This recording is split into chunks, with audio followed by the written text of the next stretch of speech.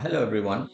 In this video, I'll take you through the Newton's law of gravitation, the theory, and its application to a numerical, where a person is standing on the equator, that's the largest diameter we have, and closest distance to the moon, which is directly overhead.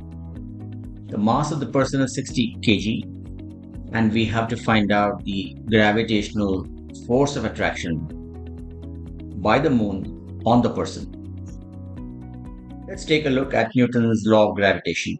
He found that the force of attraction between two masses m1 and m2 is directly proportional to m1 into m2 and also inversely proportional to the square of the distance between the centers of the point masses. The word point masses is very important because Newton considered all masses as points, not as large spheres and rectangular blocks. In this equation, he found the constant of proportionality g as a universal constant, something which applies not only on Earth but for any other planet, any other solar system throughout the universe. I've drawn this sketch to make things easy to understand the spatial situation. We have the Earth, which is slightly tilted on its north-south axis.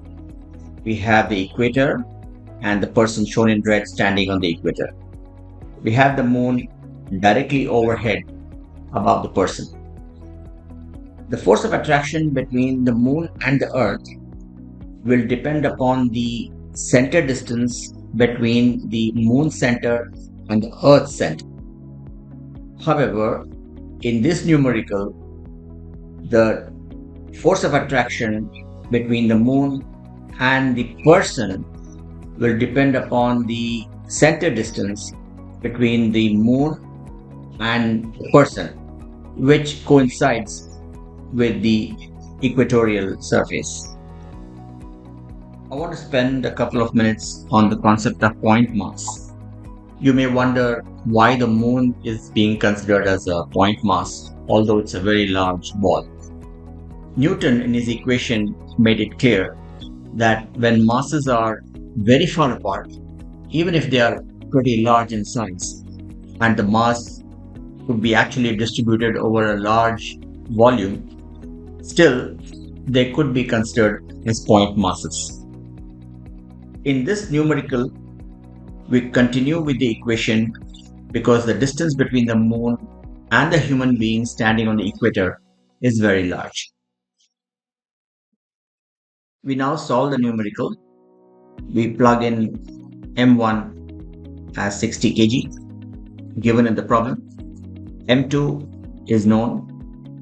We have to only fine-tune the center distance r.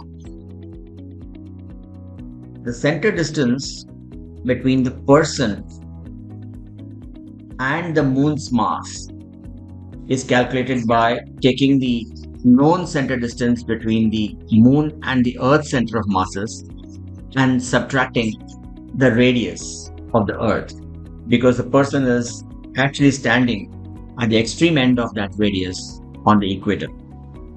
Therefore, we do 384,400 kilometers minus the Earth's radius, which is 6,378 kilometers at the equator, and we get the value for the center distance. The gravitational constant is known, and therefore we can now go and plug it into the Newton's equation. We plug in the values and we bunch the terms having 10 to the power so that it becomes more convenient to arrive at the answer. And we find that the force of gravitational attraction on the human being is only 2 into 10 to the power minus 7 newtons. Very, very small. If we compare that, just for interest, with the gravitational force of attraction by the Earth on the same person, we get F is equal to m1 into g. That's 60 into 9.81. That's 588.6 newtons.